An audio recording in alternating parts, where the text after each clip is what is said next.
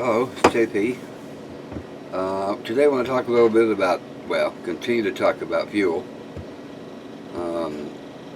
Last summer I put some miles on it, on the motorhome in the Arizona desert. I was having a lot of trouble with vapor locking and percolating in the carburetor. That's that new gas, that ethanol. It has a very low, I can't remember what it's called now, but a percolating point. Gets a little warm, starts bubbling in the float bowl. So you start getting a lot of sputtering and backfiring and stuff like that. I put a fuel pump on it, an electric fuel pump.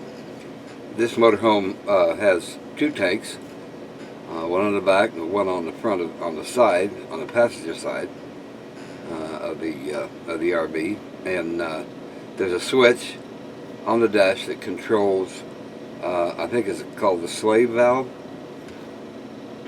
Some kind of a switch that switches between the rear and the front.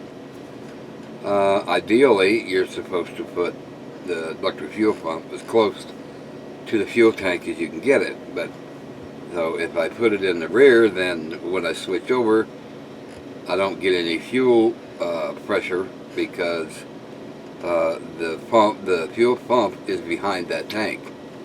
So I had to put it in front of that switch there on the tanks, so that when I do switch back and forth from main to auxiliary, then I still got fuel pickup. What happened is that I put the fuel pump a little bit too close to the exhaust line, the exhaust pipe, and I was getting a lot of vapor lock at that point. And then I was still getting the percolating from the carburetor, from the intake manifold. So after a couple of times being parked on the side of the road to wait for it to cool down so I could start it again, I had a friend of mine tell me that the thing to do with that was to put it in the front, in the very front. So that's what we did. Here's a picture of it. And it's on the outside of the frame. It's not anywhere near an exhaust pipes, and it's getting constantly, air circulation from moving down the road. Helps to keep it cool. Helps to really keep it a lot cooler than it was. So we all know that electric fuel pumps have more pressure pushing than they do pulling. So when it starts to get a little bit warm, it starts to maybe vapor lock a little bit, that fuel pump will really start to clicking, and it'll push that vapor out. You might get a little hesitation now and then, climbing a hill. Things get a little bit warm, you might get a little bit, but not near as bad, not bad enough to where you're parked on the side of the road and you got to dump water on the carburetor and dump water on the fuel lines, and cop comes along, wants to know what you're doing. This motorhome really smelled like raw gas. I think at first he thought that I was pouring raw gas down the carburetor or something. I don't know.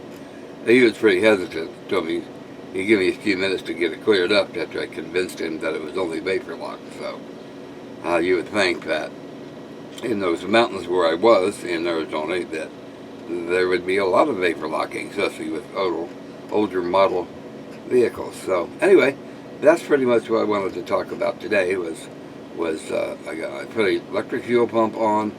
I put it up in the front, so it's more or less next to the radiator, and I'm getting a lot of cool air right through there, or at least a lot cooler air than I would be if it was next to exhaust pipe or right in the engine compartment next to the intake manifold. And like I said, I can't put it in the back. I can't put it as close to the rear tank as I can get it, so I'm kind of stuck with where I had to put it. Either that or get two fuel pumps. And then, that becomes a whole lot of wiring issues. So anyway, that's about it. And thanks for watching, and please subscribe, and comments are always welcome.